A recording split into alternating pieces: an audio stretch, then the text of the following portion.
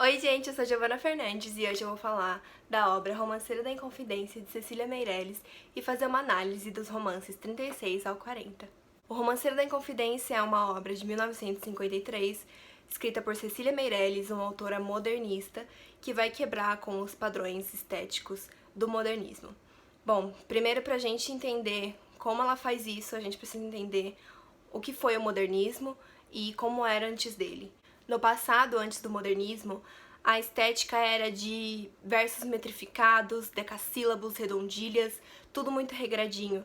Então chega o modernismo e quebra com toda essa estética, onde você pode escrever versos do tamanho que você quiser. Os temas retratados não são mais o amor, a história, as grandes questões da humanidade. Agora é o dia a dia, uma coisa mais cotidiana das pessoas. Mas a Cecília Meirelles, sendo uma autora modernista, nessa obra em específico, ela vai quebrar com esses padrões do modernismo. E como ela vai fazer isso? Cecília retoma os moldes passados a partir do momento que ela escreve um romanceiro, que também é o título do livro. Um romanceiro é um tipo textual específico da Idade Média, que nasceu na Península Ibérica. Ele é um conjunto de poemas de caráter narrativo e épico, que vai contar histórias de lutas, de bravuras, exaltando a imagem de uma pessoa ou de um grupo, de um povo, de uma nação. Um romanceiro, ele é composto por poemas e esses poemas são chamados de romances. Esse aqui, por exemplo, ele possui 85 romances ou poemas. Além disso, a autora utiliza linguagem extremamente formal, muitas rimas e a metrificação.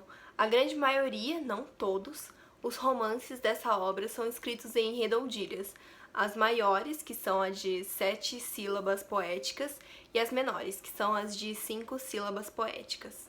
Esse romanceiro vai retratar a Inconfidência Mineira, ocorrida no final do século XVIII, ou então Conjuração Mineira, já que muitos historiadores não gostam do primeiro nome, porque além dele ter um sentido de traição, inconfidente, aquele que trai, ele foi um nome dado pela coroa portuguesa.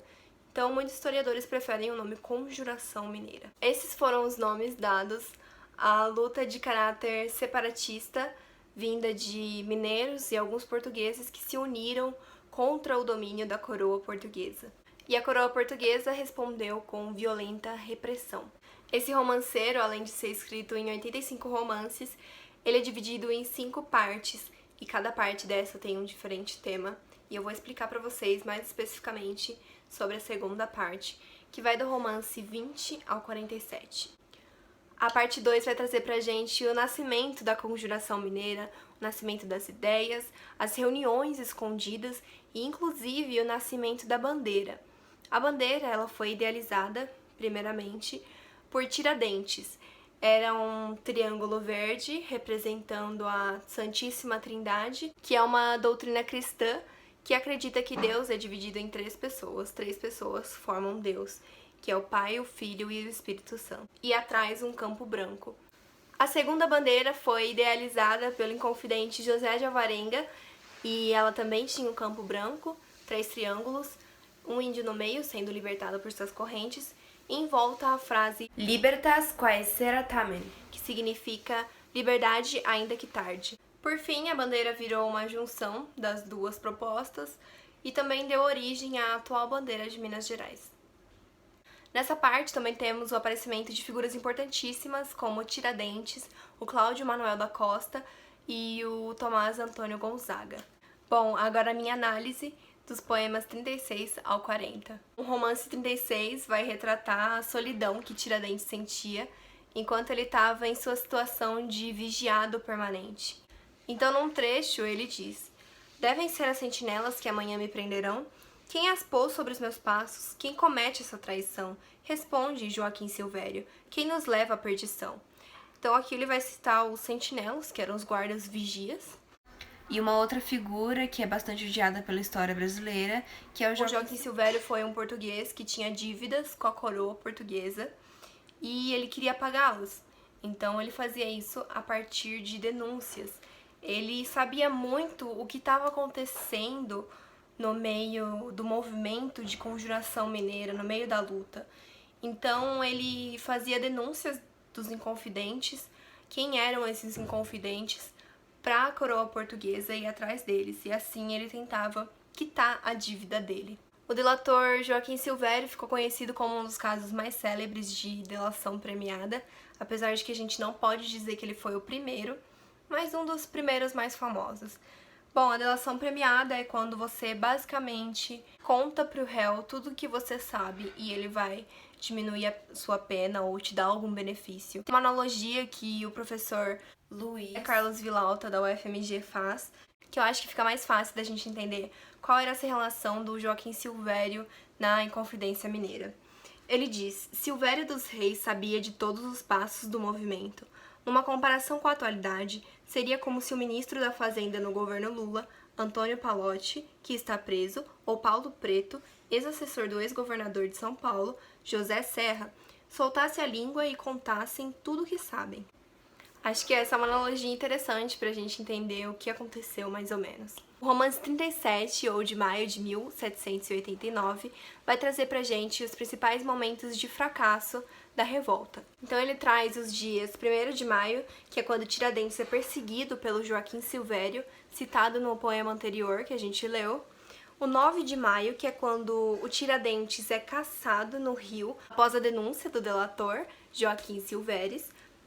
E o 10 de maio, que é a prisão de Tiradentes. E ele traz o desespero das pessoas que não sabiam o que estava acontecendo. Os mineiros estavam todos com muito medo, não tinham as informações corretas, eles não sabiam se o Tiradentes tinha sido preso mesmo. Eles iam ganhando algumas informações, criando teorias, conspirações, e assim eles ficavam muito mais assustados. Então, por exemplo, aqui diz: quem vem agora atrás dele? Quem voa pelo horizonte? Dizem que é o Joaquim Silvério. Então eles estavam ouvindo rumores, né? Eles não sabiam quem era exatamente. E depois eles ficam sabendo que foi o Joaquim Silvério que prendeu, que denunciou, na verdade, né?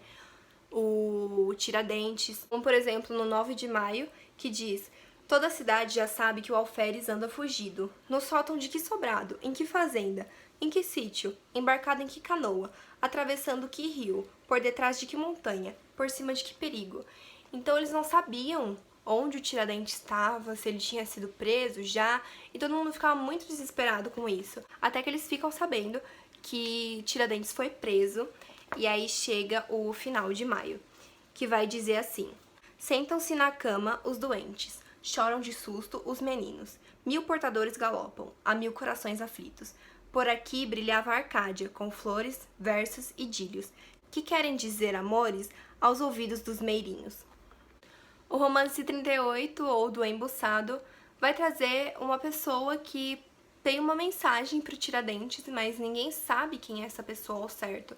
Por isso, o romance é cercado de mistérios e de perguntas. Como aqui diz: homem ou mulher, quem soube? Veio por si, foi mandado? A que horas foi? De que noite? Visto ou sonhado? Era a morte que corria? Era o amor com seu cuidado? Era o amigo? Era o inimigo? Era o embuçado. Embuçado significa disfarçado, alguém de capuz, alguém encoberto. Por isso eles chamavam a pessoa de embuçado. O romance 39, ou de Francisco Antônio, vai trazer pra gente um destino, que é o do inconfidente Coronel Francisco Antônio. Inicialmente, o romance vai apresentar pra gente algumas características dele. Ele era bem rico e fazia parte do movimento. E aí, no final, diz pra gente o seguinte: inventa, confunde, herói, mas velhaco. É o come-lhe os milhos, que irá para Angola, ruminar cuidados. Tão gordo, que vale por 4. Então, aqui tá dizendo um destino dele, que ele vai ser exilado para Angola. Ainda não foi, mas ele vai ser. E uma curiosidade é que mais pra frente, quando ele for exilado, ele vai ser exilado juntamente com o Tomás Antônio Gonzaga e o José Aires Gomes, na Angola. E por fim, no romance 40, ou do Alferes Vitoriano, vai retratar a prisão desse inconfidente do título. Vitoriano Veloso era preto, de mãe escrava, nascido livre, e era alfaiate no interior de Minas Gerais. Ele era conhecido como o mensageiro da Inconfidência, já que os conjurados confiavam muito nele para levar as mensagens mais importantes de comunicação entre as pessoas que faziam parte da revolta. Bom, o romance vai retratar a prisão desse alferes por ter sido pego com uma mensagem a mando do coronel que foi citado no último romance, o Antônio. Então aqui no romance vai dizer: tinha no bolso uma carta e um recado na cabeça. Puxa o lenço, limpa a cara, cai-lhe o papel, vê-se a letra.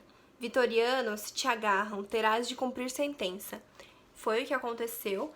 Ele foi pego com essa mensagem e aí ele foi açoitado e posteriormente ele foi exilado junto também com o Tomás Antônio Gonzaga na África. A mensagem oral que Vitoriano levava dizia o seguinte: fuja ou se retire para o cerro e fale com o padre José da Silva e ao Beltrão.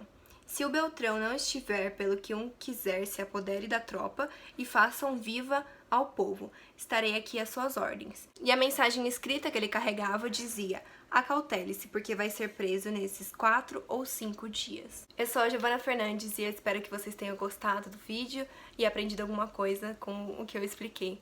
Um beijo, foi um prazer e até a próxima!